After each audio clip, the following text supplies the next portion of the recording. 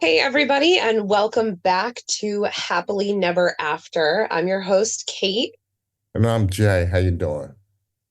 Awesome. Well, thanks for joining me again, Jay. We've got a pretty exciting topic. I think we've kind of touched on this a little bit in the past, but why don't you go ahead and tell our listeners what we've encountered as widows and widowers in the widowhood experience? Well, what we did was we're looking at kind of s- adding on to what we talked about a couple of episodes before. Previously, we talked about how you lose your friend circle when your spouse dies. Things change. Now we're discussing how to find a new group of friends, how to find your particular tribe. It's interesting because when when when it happened to me, I realized that my tribe of people were not anyone that I normally gravitated to. Mm.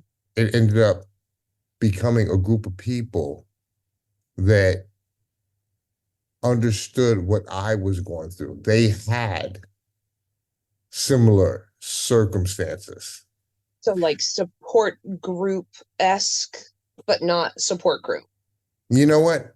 I didn't really personally, the whole support group thing, I tried it. And But I didn't enjoy it either. Same. yeah, Like, it's interesting feeling. But when it becomes organic, for instance, our relationship was purely organic. It was yours and based mine. off it was based off the fact that both of us are making a conscious effort to make moves to do things different than what our worlds were prior to losing our spouse. And it So wasn't by choice. Like, we were no, forced into this momentum, this trajectory, and we just happened to cross paths, much like the eclipse that happened not too long ago. We kind of covered up eclipsed one another and found a relationship. I'm not sure how it is for you or how it was for you, but I've always struggled to make friends, to make genuine connections. I'm incredibly extrovertive, and connecting with people and being friendly or friends with people was never a struggle with for me. Ask my mother, and she will tell you when we would go on family vacations, it's making friends with the random little kid in the pool or at the playground, and always was really good at finding friendly circles. But genuine friends, I've always struggled to feel super connected to. And then you add the isolative factor of that erosion of friend circle that comes with losing a spouse. And now here I am just sitting at home going, I don't know how to make friends as an adult. And you're putting yourself out in new experiences and situations. And my situation's even more unique because I got married really young. It was basically like I was 23, 24 years old. I was a single mom when I got married. So it's not like I was out doing the college partying scene and living on my own and having those social experiences. I went basically from being a teenager to being a married adult in a very short amount of time and having no young adulthood to sow my wild oats in. And that's really when you learn to make formative friendships and develop social circles. I didn't have that. So here I am, 35 years old, with a very small group of friends going, how do I make friends? Could right. someone teach me how to make friends? I feel like I have to go back to kindergarten and like figure that out. Get your Someone blocks help, I on. need an adultier adult. Well, you know what? It's what's interesting is my situation is quite opposite to yours because see, I am the type of person like I'm a social butterfly. And, you know, but then I realized also in my social butterfly, I was kind of what I call a people pleaser. Mm, I wanted to make hashtag sure, trauma response. yeah, I wanted to really make sure that, hey, people like me, that type of thing. You needed And that, you know, I would, I would, approval. I would morph myself to fit in. Plus, again, I was in a situation where I went from being in one environment to going to another environment. When I went to that new environment, what I didn't realize was that friendships were not genuine unless you Mm, were from the environment. mm, Friendships were very surface. And when I lost my wife, I noticed that in a hard way. So it made it difficult for me to want to actually find more friends because I had felt like I had been so put into a different situation. I and I'm putting the word mistreated in air quotes yeah. because that was the feeling at the time, you know. But it's what we do. And my whole thing is understanding that there is a there's a need to actually have that break when when your when your life partner passes away and when you are going through changes, then you have to understand that the reason why the friends group leaves is because it is forcing you to find a new group of people that are conducive to Yeah. your new world. And I think that part of my struggle initially was because I didn't, and still to a degree, don't know how to make real friendships. And the friendships I did have were couples friends. And then that was completely not even just eroded, because eroded feels like slow over time, but this was just a complete upheaval.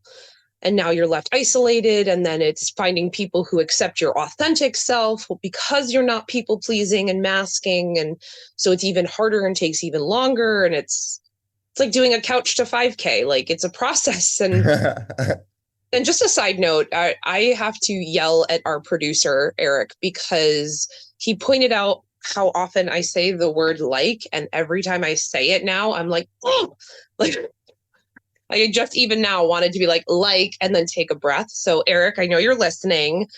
Thank you for ruining my life.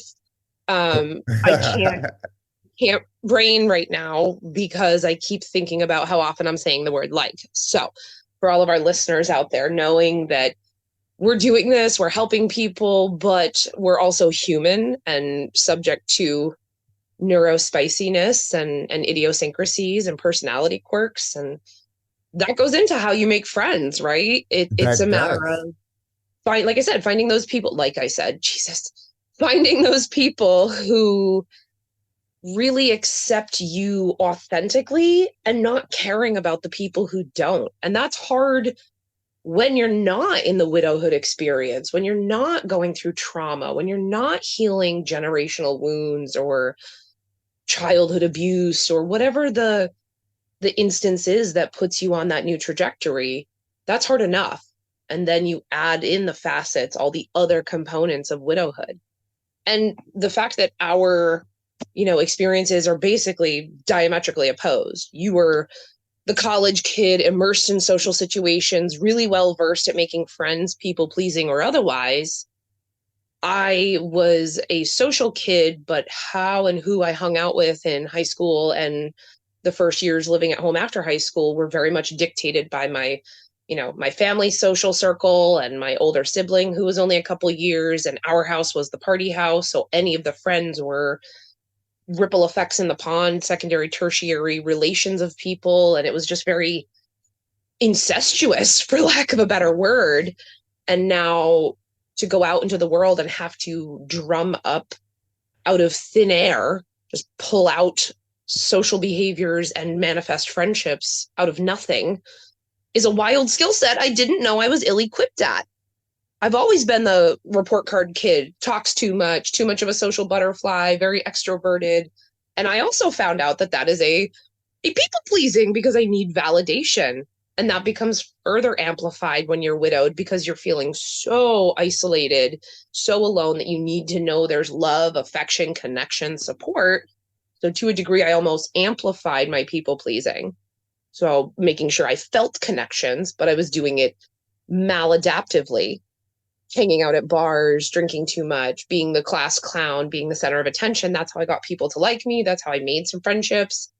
You end up making some poor choices like that, right? We're all human. And I'm very transparent that I am not perfect and have made some poor choices. But would I go back and do it differently? No, because I wouldn't have fostered or garnished the learning that I have now to be able to tell other people, I made some poor choices, so please don't make those choices. Here's how you avoid that. And the reality is you have to bump your head. You have Yes. to stub your toe because a part of the process are the mistakes that are being made. You learn through that. These are the people I don't want to be associated with. This is who I want to be associated with. And it's also kind of a hybrid of what you knew in the past Mm. pre-spouse and now what you are learning post-spouse. And a lot of the things that you're learning post-spouse are the fact that you don't have a buffer. You don't have a defense system. You Like when don't you're have bowling, anyone to put help those you out. bumpers up. You don't have the And bumper. you have to go into this yourself. And so in going into it yourself, you are going to make mistakes. You are going to see, mind you, you are going to gravitate to people who you think are sympathetic to your circumstance. I But gravitated towards people who were familiar, who were right, comfortable, who were safe. And because of my relationship building skill coming from trauma responses as a kid, as a young adult, and then that feeling of loss, in addition to the first year and a half of most of my relationships with people in a social context were detrimental, if anything. But you're right, it is a trial yeah, by fire. You've got to walk on the coals. It's funny, I was talking with a friend last night about death, grief, and all of that stuff. He lost both of his parents, his mom a while back and his dad fairly recently, and he was struggling. And I know this is, we talk about loss of a spouse, but there was such a relatability in his grief experience for what I personally went through, where he was trying to figure out which stage of grief he was in. And I was listening to him talk and talking him off a ledge, so to speak, about where he had landed. And it dawned on me, I was like, there aren't stages of grief, there's phases of grief. And that first phase is like survival. And, he was talking about how the fog had started to lift and he wasn't in any of that, and how he was finding himself again and going out. And he's like, I'm going to start doing X, Y, and Z, all the things that fill his cup. And I was like, first of all, super proud of you. Second of all, mastered phase one. You've now leveled up into phase two of grief.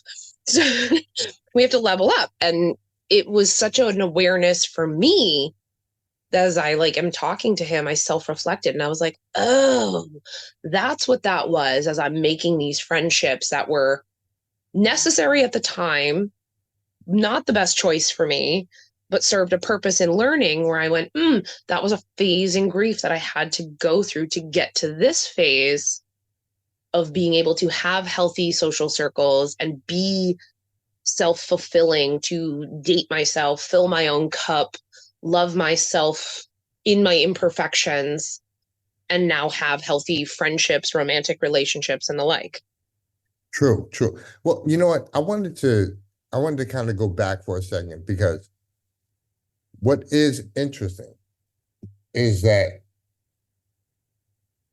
you there are not there are not stages of grief for the griever. There are stages of grief for people that are going through a circumstance and they are about to die.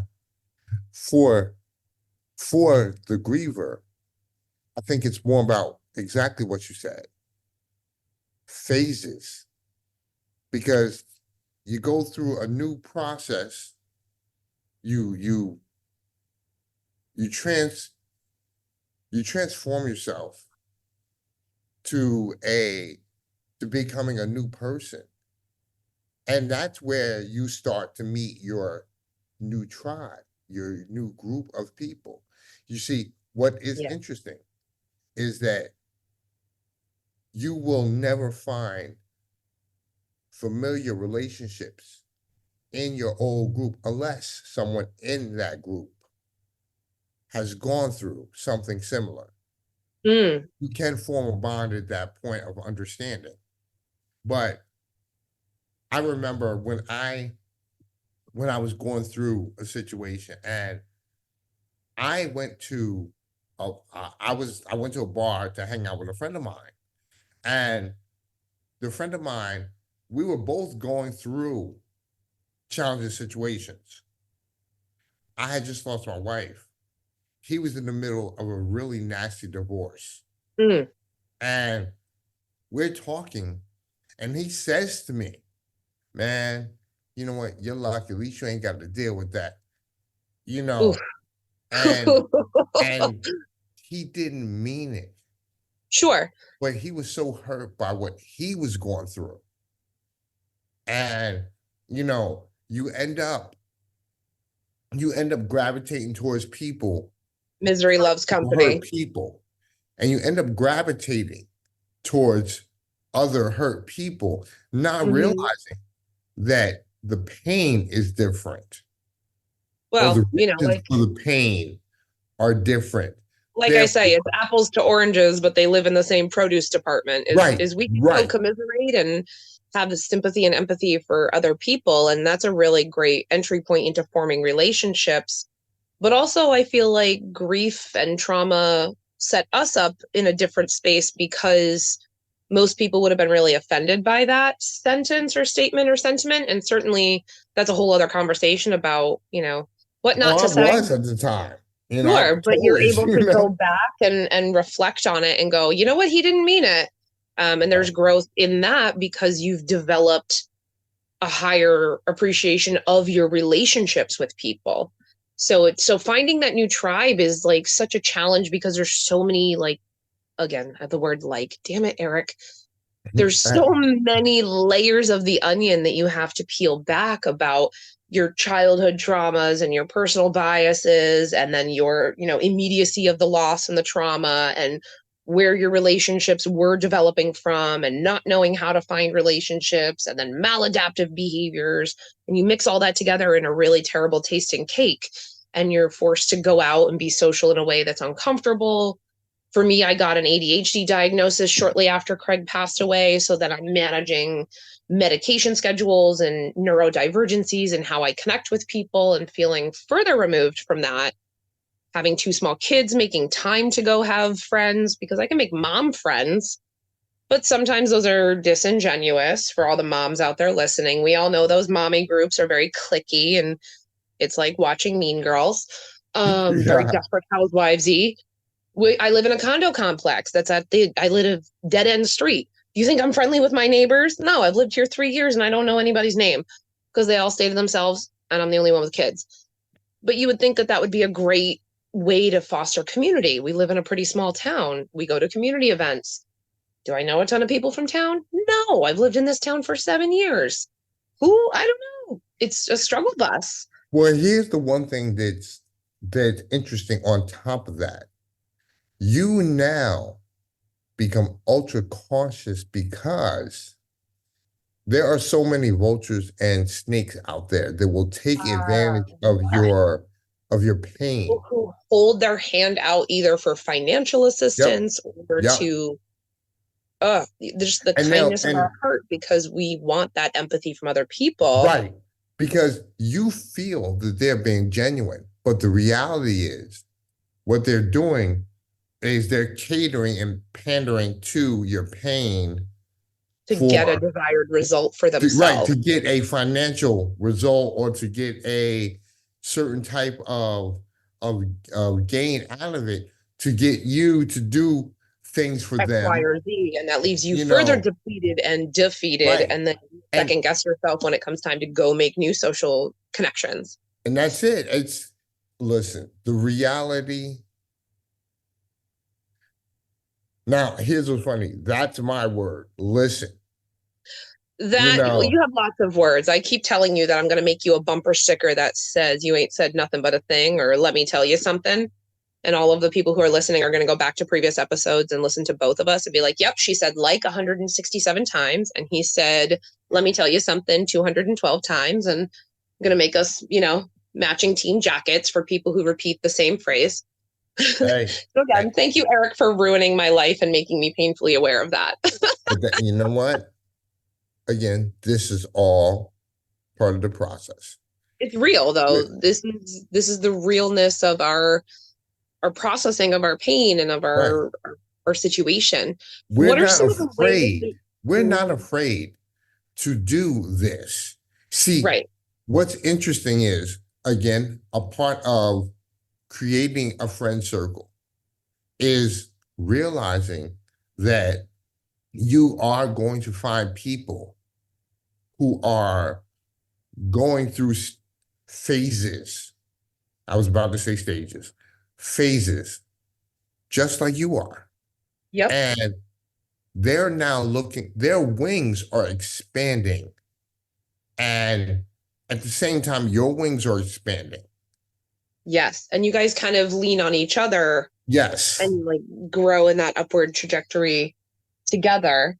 So again, something like this podcast that we're doing, this is simply two people who are now not being afraid to become authentic. Mm. And, with that being the case, there are going to be some errors, there are going to be some mistakes. Listen, I'm telling the crowd right now, a big part of you finding your group means that you're going to have to take steps. And there are going to be stumbles. Like I said earlier, you are going to bump your head. And you You have are to. to run into those people who don't have your best interest at heart. You're going, part of this is you learning how to maneuver through that and how to understand what is genuine and what is not. I think the other piece of awareness for me, especially last night talking with my friend, was it is very much like being a toddler or being reborn. You Yes. go through that pain of the loss, and that is quite literally traveling through the birth canal into your new life.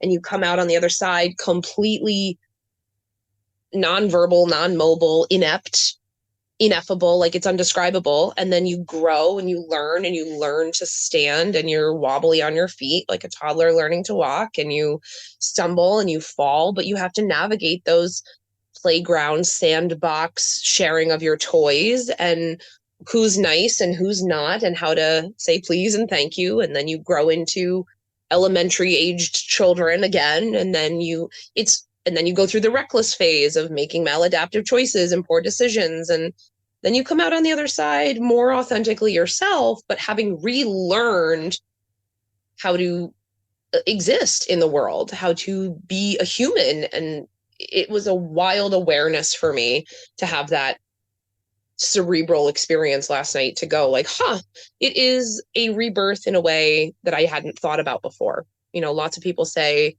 it's a rebirth or a transition, and you don't understand it until you go through it.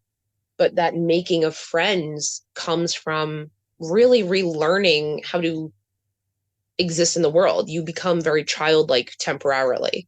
It's So funny because listening to how you talk about it, that verbal description, it is literally like you said, traveling through the birth canal. And then when you come out, you are you're at a phase where you don't know anything. I mean, you can't even pick your own head up. You know, Yeah. you are crapping in your pants constantly.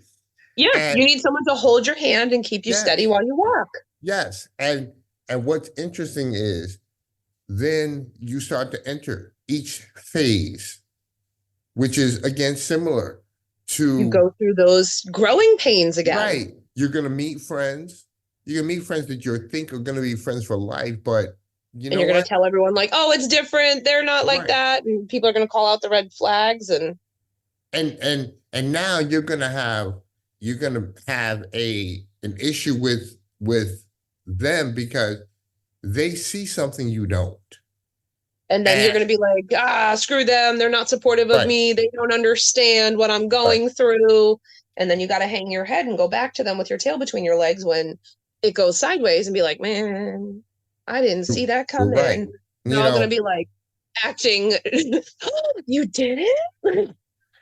yeah, it's but again, it is interesting because in order to find a genuine friendship, in order to find your genuine tribe, you are going to have to go through Yes. different You areas. have to learn what's not This right for you. this is a journey. There is no end goal for It's a this, marathon, not a sprint. Yep. right? And along the way, you are going to find people who have gone through things just like you. And some people will be friends or people that you know that have had experiences. They may not have had the same type of experience that you've had, Right. but if you can understand that the pain that they have is genuine Yes. and It can be adjacent. It doesn't have it to be can be. exact. And again, you don't have to always have the exact same type of situation. Uh, Sure. my circumstance was I remember the issue in the bar. The guy was just so mad at what he was going through Right. that You you know also have to find it, people who are it, in a it, similar right. timeline to you or a similar processing because you're what, 7 years out? I'm Right. 3 years out, but we are at a very similar healing phase, I feel like. If you are, hanging out with people who are 3 days out when you're 7 years out, they're leaning on you as that like concrete pillar of support. And that's not to say that you can't help them and mentor them and guide them, because I'm so grateful for the people who are further along down the road who turned around and extended a hand and pulled Yes. me up the mountain. But if you're looking for friends, it's not taking people under your wing and being an AA sponsor for other grief people. You can do that, and that's great. But that's not a friend. That is you feeling needed and validated and seeking external love and trying to replace that relationship. And that's not a friend. Well, Friends you are know mutually beneficial and reciprocal. what is interesting about what you just said is you do now become the The mentor. Sherpa of grief. Sherpa of, now, It is like climbing Mount Everest, and we become Sherpas. but you know what? There are people who you remember when you first experienced your loss. Mm, It was a time period where you were absolutely alone. So yes. now you don't want someone else who has gone through the experience to have the immediate feelings of being alone. Right. So you want to mentor them and have conversations. What you have to understand, you have to Show them get the love. to understand that this this this is a friendship, but this is not a friendship like how you had before your loss. This is a teacher. This is Goodwill Hunting. You Oh, know, such a yeah, great reference and such a that's great what movie. this is. This is But you'll I'm have teaching those you. relationships and you'll have it in reverse. You'll have the teacher becomes the student type of situation, Yes. a Patch Adams, if you will, if we're going to keep with the Robin Williams theme. Right. You'll have that, and then you'll have co-commiserators, and then you'll have people who aren't in grief or aren't in loss, and you can find genuine, authentic connections with them.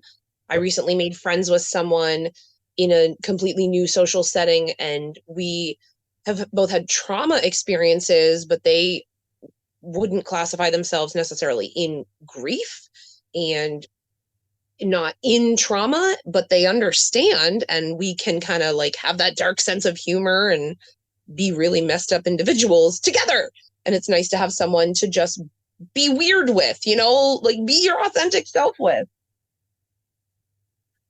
The reality is that's that's part of the whole learning to find your new group thing.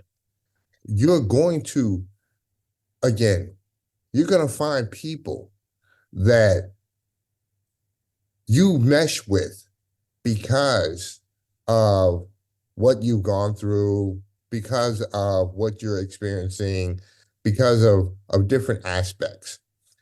What is interesting is that a lot of people expect the new group that they find to be similar to the old group that they Yeah. lost.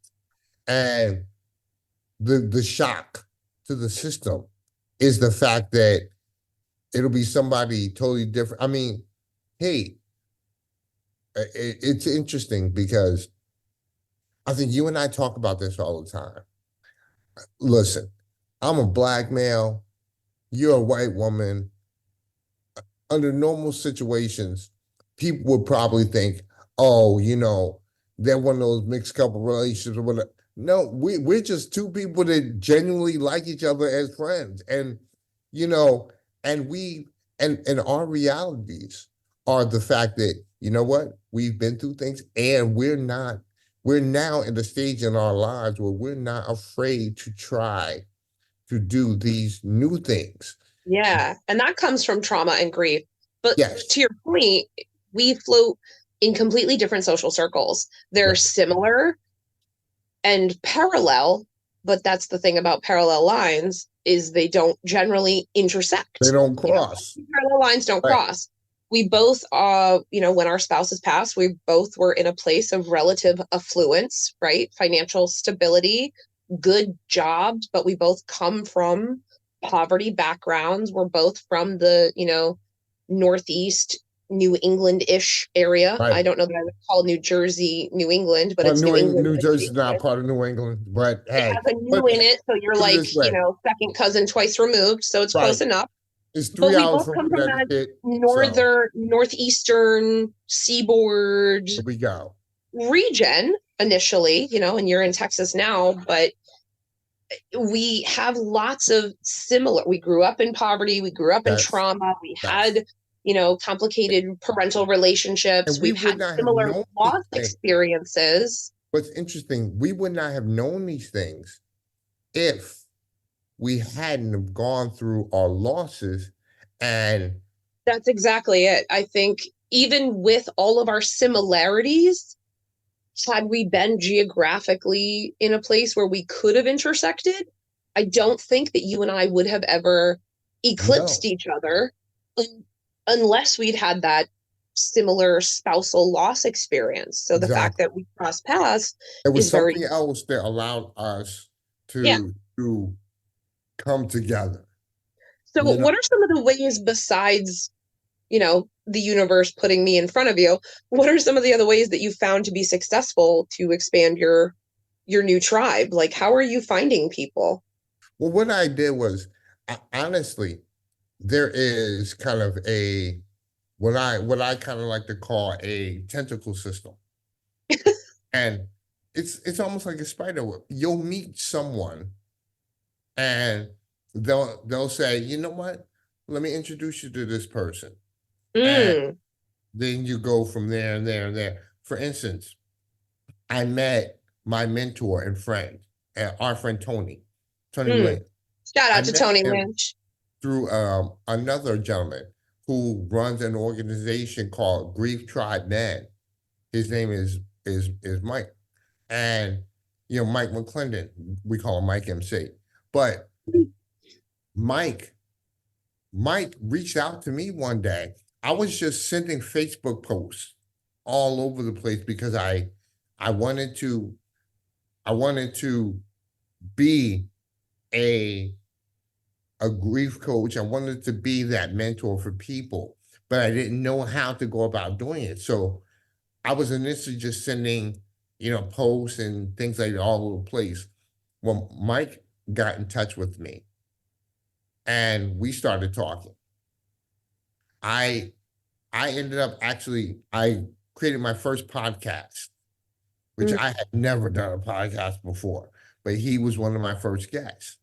Then afterwards, he introduced me. He goes, you know what? Email this guy I love and that. you can talk to him. His name was Tony. And Tony goes, he was doing something called the Global Grief Network at that time. Yep. And so he invited me to be a speaker on this event. And Love I had that. explained to him that, obviously my insurance career, I spoke to hundreds of people. So I was fine with that. Yeah. What's new is the fact that I'm just putting my I'm getting my sea legs with understanding this grief thing, you know, Mm. and but Tony, he walked with me through the whole thing. So I was able to find connections there. Then over time, different Facebook groups, different organizations. So for Uh you, it started very much in like seeking professional development yes, and like that for throwing me, yourself that's into your exactly what work. it was. Yeah, throwing yourself Because into your work and alchemizing your pain into something productive, then fostered new relationships, which then grew beyond professional into friend. That's what that sounds like, right? that's exactly that's what happened for me. I did Because something similar, but I started dating and then found that I didn't want to be romantic with these people. And actually, one of my good friends post law, I found on Facebook dating, because Facebook dating has a setting where you can find friends. And we ended up, crossing paths that way and both going, wow, Facebook dating is like rummage sale for men. Um, wow, that most of them. I will say my current partner, he and I met on Facebook dating, and it was very much like, playing the lottery. You got to scratch a lot of tickets, and they're all yeah. losers before you find a winner. So I am lucky enough to have found a big cash winner. I'm very fortunate that Facebook dating played out like that. So, but it's not that way for other people. And however you find that entry point into social interactions, whether it be professional, whether it be initially trying to be romantic and then realizing that dating sucks in general. For some people, it's like my friend who I was talking to last night. He is a former actor and theater performer. So he started going out to karaoke night at bars and he's not drinking, which I'm like, love that for you. No shame to anyone who is drinking. But as someone who is currently on the sobriety journey, like I understand how hard it is to go to a bar and have not like drink. not have the liquid courage to get up in front of a microphone because you're emotional. But no, he started going to karaoke nights to one, start doing something that he previously enjoyed. He was like, I miss singing and performing. So let me just find a way that's free because there's generally no cover charge at these bars. And if he's not drinking, he's not spending money. He's just signing up for the karaoke list and going to places where he knows he's going to get priority mic time and performing. So it was a really great, and then he would get people coming up to him afterwards and, offering to buy him drinks, but he would decline. And then that sparked conversation. And now he's got this robust social circle of people he frequents the karaoke bar with. So it's whatever that entry point is for you. Maybe it's professional, maybe it's Facebook support groups. I know I certainly joined a whole bunch of widower support groups on Facebook and social Right. media initially Right. because I didn't know how to make friends out in public. Um, you bump into someone at the grocery store and you're like, I like your sweater. Do you want to be friends? Right. It very much is that playground mentality, but that's how I do it now. I met someone at a networking thing yesterday and complimented her shoes. And then she was like, sit next to me. And then we exchanged numbers and now we're friends on Instagram. And I'm like, okay, let's grab brunch. And so you're going to just develop those organic friendships as they present themselves. But it's finding that initial entry point that helps you get your feet wet in developing authentic Also, relationships. also, and with if comfortability is your initial circumstance, look in, look in your present social circle. There may Mm, be people who have experienced issues. If not them, maybe their parents, mm, maybe their siblings. And you know, you now have built a relationship of familiar with the familiarity. Yeah. people with. And they may offer some healthy friend additional friendship. Or they An may opportunity for direct you, they may say, you know socialization. what? My brother went through something similar. You know, maybe you and him should talk and Yeah. tell you what he went through. And now you're starting to create friendship based off of what you've gone through, but also there's a point of you're familiar with this person because you're familiar with their sibling or Seven you're degrees of familiar Kevin with Bacon, their as I family like to member, call it. you know, and It's that the 7 degrees of Kevin Bacon theory, yeah, or 6 degrees of separation, but I call it 7 degrees of Kevin Bacon because the reason I say that is because I read a thing, I don't know, probably a good decade ago. Maybe it was something Craig showed me, but it was almost every celebrity can be connected back to Kevin Bacon within 7 people. wow. Yeah, go look it up. It's wild because it's like how true it is if you just pick a random celebrity and then you're like, okay, they know this person who knows this person, and eventually you can trace it back to Kevin Bacon. So I call it when you make friends with people who know other people, it's 7 degrees of Kevin Bacon. That's what you're doing in your social circle. But this loss is also a good opportunity to evaluate your current circle, not just for Yes. those entry points, but to like, okay, what relationships aren't serving me? And I'm not saying like take an axe to the chopping block. I mean, I do a yearly Facebook friend purge list anyway, but that was a thing I did prior to loss. I just don't like to have way too many Facebook friends, and I'm not friends with people generally Right. who I haven't met in person or fostered a real relationship with. I don't do those rando Facebook followers or friends just to have them. At least not on my personal page. But it's knowing that your real life beyond social, your real life relationships maybe need an evaluation. And is this relationship still serving me? Am I still serving them? Because if you've evolved and you're not at a place where it's now a reciprocal relationship, and there's temporary, times in a friendship where it's not always 50-50. I guess is what I'm trying to say. In a friendship, there's going to be times when it's 60-40, 80-20, even 95-5. But as long as it counterbalances back the other way, that's okay. It's when you find those relationships that are only ever, 80-20. And Right. are you the 20? Are you not bringing enough to the table because you don't have the bandwidth? That's not fair to this person. And if that's how it's going to be in perpetuity, release them. And vice versa. If there's people not coming to the table regularly, okay, well, maybe that person was a season in your life, Right. not a And part, reason. listen, a big part of finding your tribe is being courageous enough to let something go. That's a great way Because of phrasing it. Courageous. I love that. I mean that's what it comes down to because when you have spent time investing in these relationships prior to your loss, then you assume that that that that relationship is going to be strong. And then you realize that there's a reason behind why it's not as strong as you assumed it would be.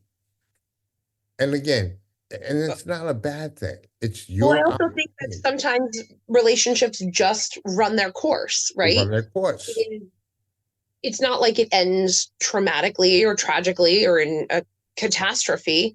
There doesn't always have to be a big blow up or a big, severing of that relationship. Sometimes people will flow in and flow out, and you just have to like Right. allow that to happen and know it's not personal when it flows out, because it's very easy for us to take that personally as a triggered, traumatized person. As someone in the widowhood experience, we tend to go, oh my God, I'm broken. I did something wrong. They don't want to be my friend. Or, see, I can't have any relationships. Everyone abandons me. Or, don't do that to yourself. Allow, No, because the universe will remove what's no longer serving you to make space for something else. organically, Yeah, things happen to your advantage, and organically, people will be removed from your life, and that's also an advantage it's because okay to let it, that removal it happen, is that ebb okay. and flow. It allows you to realize that, like you said, some circumstances, some people are seasonal, and they served a time period that you needed, Yeah, whether it there's was nothing wrong before with you that. were, whether it's before your loss and you guys were friends, whether it's after your loss.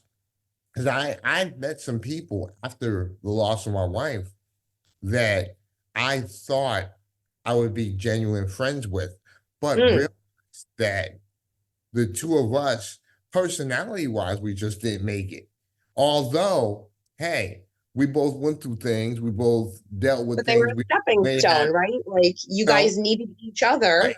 to get to Sometimes, a certain time sometimes you just, period, and it then does, you depart. right. Sometimes you And just not gonna be, that's okay. So, but don't go into every relationship going like, oh, this one's not going to last. It's just right. allow it to Don't be what have it that is, how it expectation. is, let it be organic. A lot of metaphors around grief, especially spousal loss, is that like ocean wave, right? Like, sometimes the wave is going to be Ebbs really and big, flows. and sometimes it's going to be really small.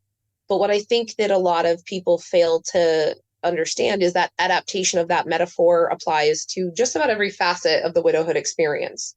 The wave of friends and relationships coming in and out, the wave of emotions and sadness and anger and phases, the wave of self love or self deprecation and maladaptiveness. It's all waves, it's all lunar phases, those ebbs and flows. And you have to get really good at body surfing. You have to Right. get really good at just not fighting the current or fighting the wave. Once you stop fighting it and just learn to bob and ride, it gets a little less burdensome. But, I And could you know talk what? about that all day long as well. I Hey, think, this was an awesome conversation. I mean, the one thing I'm gonna say before we head out is people, please understand that in order to find your tribe, you don't go looking for your tribe. You simply allow it to happen. And yes, being when it open to happens, opportunity. yes, when it happens, it creates opportunity. Those become the most genuine friendships over time. Also, but you can look at places like going on Facebook. You know, you might Yeah, I you think might it's a matter find of that finding that- those inlets, that those yes, boat launches. You've got to if it not perpetuate isolation and be don't open to experiences and be open to releasing on relationships that don't make you feel good or don't that make you feel drained, and just allow, like you said, allow. But if you need that connection beyond a support group, there are lots of ways to do it. So, local community centers, recreation centers, sign up for a dance class or an art class in do your something you do town, something that you are not familiar with. or do something that you love that you've lost connection with and don't feel like you Right, have to do it right, with someone. Go right. into it solo, So and you to will look have for a presented way, yourself with an look for a friendship, opportunity. look for a commonality. Look for So community, and then friendships will find themselves exactly. when you find those, like, reconnect with the things that make you happy. Fill your own cup, and those healthy relationships will present themselves when you start reinvesting in yourself. That's the big takeaway from today. Well, So, Kate, thank what an you so much. incredible conversation, Jay. I'm so Really was. excited to continue to do this work with you. And for everybody out there listening, I just want to thank you guys. Head on over to the Exvadio Media Network and check out our previous episodes. That wraps it for this edition of Happily Never After. I'm your host, Kate. And I'm Jay. So I want to say thank you all for listening. Like Kate said, come to the Exvadio site, listen to a couple of our episodes. Listen, this is an incredible opportunity just for two people to get together and have conversation. It's definitely something where people want to take advantage and listen. So again, And there's tons of thank you. other great podcasts on that network as well. Just, keep listening to us, but, go check out Right. some of the other podcasts out there on the Exvadio Media Network and all of your, favorite streaming platforms. Check us out, and we'll catch you guys next time. All right. Have a good one. You've been listening to Happily Never After, part of the Exvadio Podcast Network. You can catch every episode of Happily Never After, as well as the rest of the network, at xvadio.com, the Apple Podcasts app, Google Podcasts, Spotify, iHeartRadio, Audible, Amazon Music, and wherever you find podcasts.